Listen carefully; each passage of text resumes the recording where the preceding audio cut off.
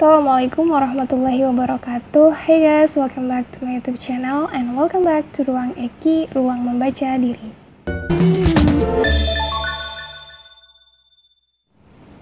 Oke, teman-teman. Dalam melakukan sesuatu, kita pasti pernah yang namanya dikritik, dan sengaja ataupun enggak, kita pun juga pasti pernah mengkritik sesuatu. Memberikan kritik itu memang sesuatu yang mudah, tapi untuk menerimanya bisa jadi sesuatu yang sangat sulit bagi seseorang. Tapi sesulit apapun, kita harus belajar. Kita harus belajar menerima kritik itu, karena kritik sangat penting bagi kehidupan kita. Kritik itu terbukti bisa meningkatkan kreativitas. Bagaimana bisa? Ketika kita menerima sebuah kritik, kita akan bisa melihat di mana letak kesalahan kita ataupun letak kekurangan kita. Jadi itu akan memicu otak kita untuk bisa berpikir bagaimana caranya kita bisa keluar dari masalah itu. Bagaimana solusinya agar kesalahan kita itu bisa diperbaiki ataupun kekurangan kita bisa dilengkapi. Seperti itu. Kemudian kritik juga bisa memberikan kita perspektif baru. Teman-teman mungkin pernah ngerasa ada ego ketika dalam melakukan sesuatu. Jadinya itu membuat kesalahan yang sebenarnya udah ada di depan mata jadi nggak terlihat sama sekali.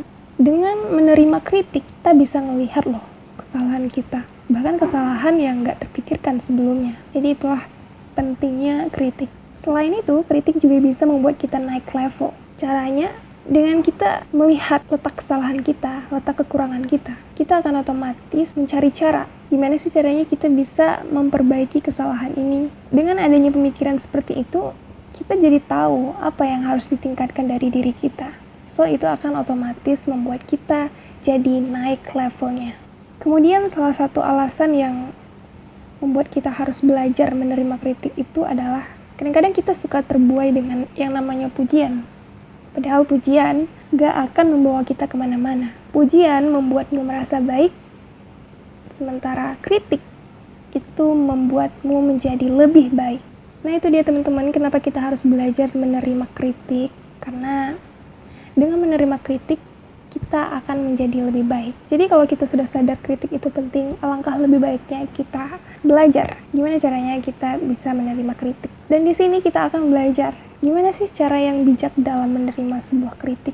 Kenapa harus dengan cara yang bijak? Tentu harus bijak.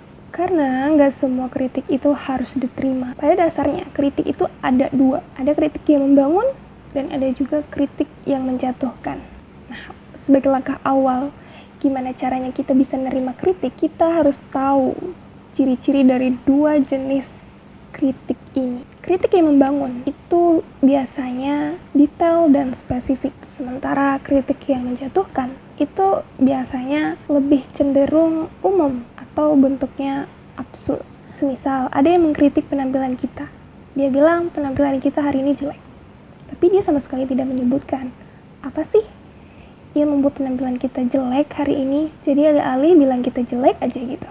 So itu kritik yang menjatuhkan. Nah kalau kritik yang membangun itu biasanya lebih spesifik dengan menyebutkan atau dengan menjelaskan apa sih yang membuat kita berpenampilan jelek hari ini. Semisal entah warna outfitnya yang kurang matching atau mungkin stylenya yang kurang rapi dan semacamnya.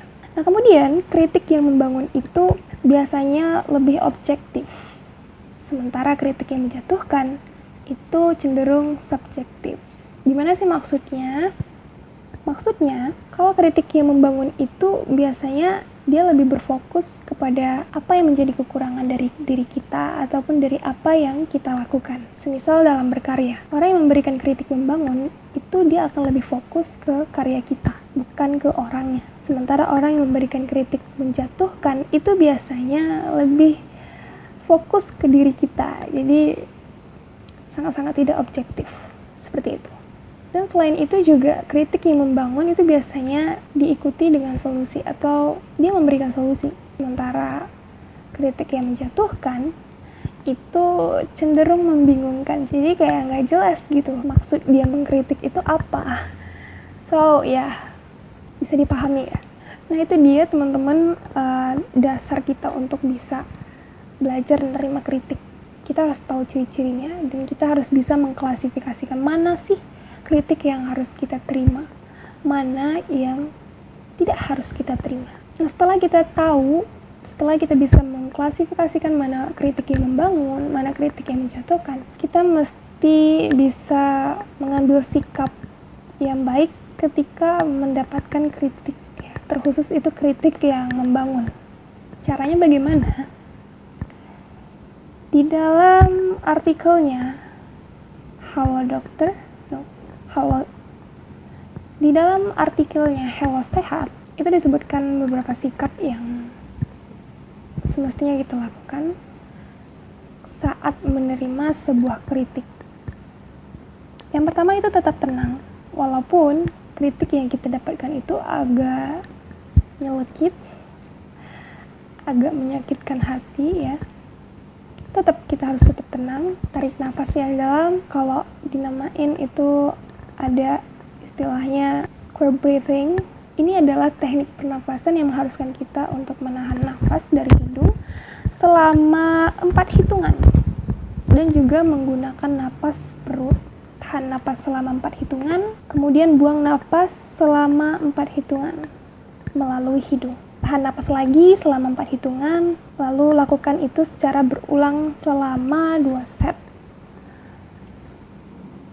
Nah, itu dia cara yang pertama. Kemudian cara yang kedua, di sini kita dianjurkan untuk mendengarkan terlebih dahulu kritik yang diberikan oleh seseorang itu. Jangan menyela ataupun membantah. Dengan begitu kita dan si pemberi kritik itu akan bisa fokus ke kesalahan yang harus diperbaiki. Kemudian yang ketiga, kita juga disarankan untuk mencerna kritikan itu dengan baik. Jadi sebelum kita berbicara menanggapi kritikan yang diberikan oleh seseorang itu, kita harus bisa mencerna kritikan itu dengan baik, ya.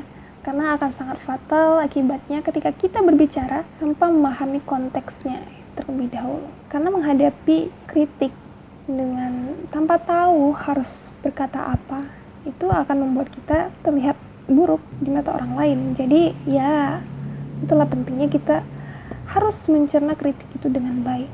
Lalu kalau seandainya kita membutuhkan waktu, katakan saja yang sejujurnya bahwa kita perlu waktu untuk memikirkan hal itu.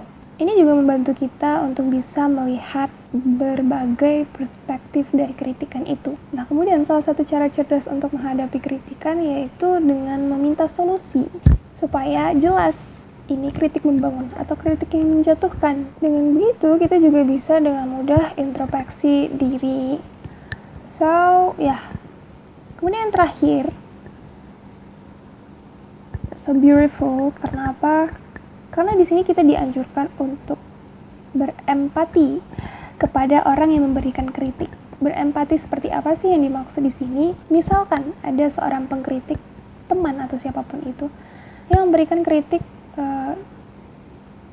kesannya tidak sopan atau kasar atau bagaimana, kita jangan lantas tersinggung. Coba untuk berempati sedikit ya terhadap si pemberi kritik itu, dengan menyadari bahwa ada loh jenis orang, ada loh sebagian orang yang kalau dia lagi berhadapan dengan orang lain itu sulit untuk berbicara, sulit untuk mengontrol cara bicaranya, sehingga terkadang tanpa sadar bisa menyinggung perasaan orang lain. Seperti itu. Jadi memang ada tipe manusia yang seperti itu. So kita harus berempati akan hal itu, ya. So that's all for this video. Semoga bermanfaat. I'm so sorry for mistakes. Wassalamualaikum warahmatullahi wabarakatuh. See you in the next video. Bye.